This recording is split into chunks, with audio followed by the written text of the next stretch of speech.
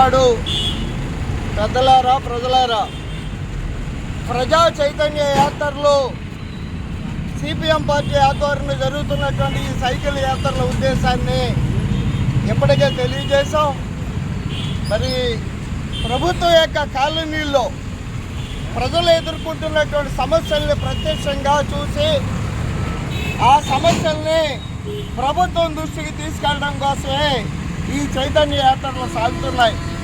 ప్రభుత్వం దృష్టికి తీసుకెళ్ళడమే కాదు, సిపిఎం పార్టీ నాయకత్వాన్న ఏవైతే సమస్యలు ఉన్న కాలనీలు ఉన్నాయో అన్ని కాలనీల్లోనూ ప్రజా అభివృద్ధి కమిటీలను ఏర్పాటు చేసి సమస్యలు పరిష్కారం అయ్యే వరకు కూడా పెద్ద ఎత్తున పోరాటాలు ముందుకు సాగించాలని సిపిఎం భావిస్తుంది. కాబట్టి రేపు 17వ తారీఖున కలెక్టరేట్ దగ్గర ధర్నా అనంతరం అన్ని నివాస ప్రాంతాల్లో కూడా అన్ని కాలనీల్లో కూడా కమిటీలను ఏర్పాటు చేస్తాం. అక్కడ ఉన్నటువంటి స్థానిక ప్రజలతోటి ఏర్పడేటువంటి కమిటీలు ఈ సమస్యల పరిష్కారం అయ్యే వరకు కూడా ఉద్యమాలు తీసుకెళ్తామని తెలియజేస్తున్నాం.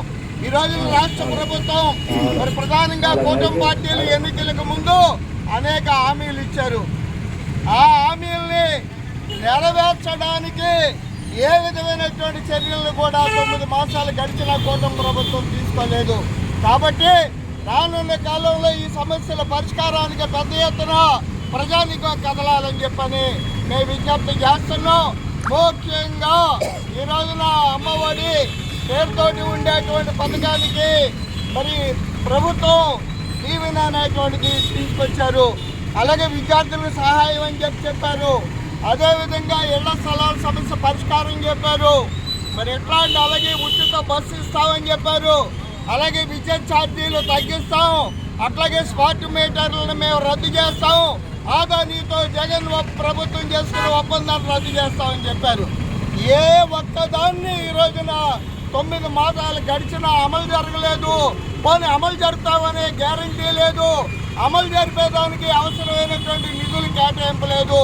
కాబట్టి తక్షణమే కూటమి పార్టీలు ఈ ఎన్నికల ముందు ఇచ్చినటువంటి హామీలను అమలు జరపాలని చెప్పని మేము కోరుతున్నాము. ప్రజానీకంలో విశ్వాసం కల్పించాలి. గత జగన్ ప్రభుత్వం ప్రజా వ్యతిరేక విధానాల మీద ప్రజలు విసిగిపోయారు. మీరు హామీలు ఇస్తే గ్యారంటీ అని అనుకున్నారు. కానీ ఈ గ్యారంటీ లేకపోతే జగన్మోహన్ రెడ్డి ప్రభుత్వానికి 3-4 సంవత్సరాలు పట్టింది అసంతృప్తి రావడానికి. కానీ కూటమి ప్రభుత్వానికి అంత దూరం అవసరం లేదు. ఎప్పటికే గత 8-9 మాసాల్లో వీళ్ళ విధానాల మీద ప్రజలు వ్యతిరేకతగా ఉన్నారు. కాబట్టి ఈ హామీల అమలు కోసం, ప్రజా సమస్యల పరిష్కారం కోసం సిపిఎం పార్టీ పెద్ద ఎత్తున పోరాడుతుందని రానున్న కాలంలో కమిటీలు ఏర్పాటు చేసి ముందుకు సాగుతామని సందర్భంగా తెలియజేస్తున్నాం.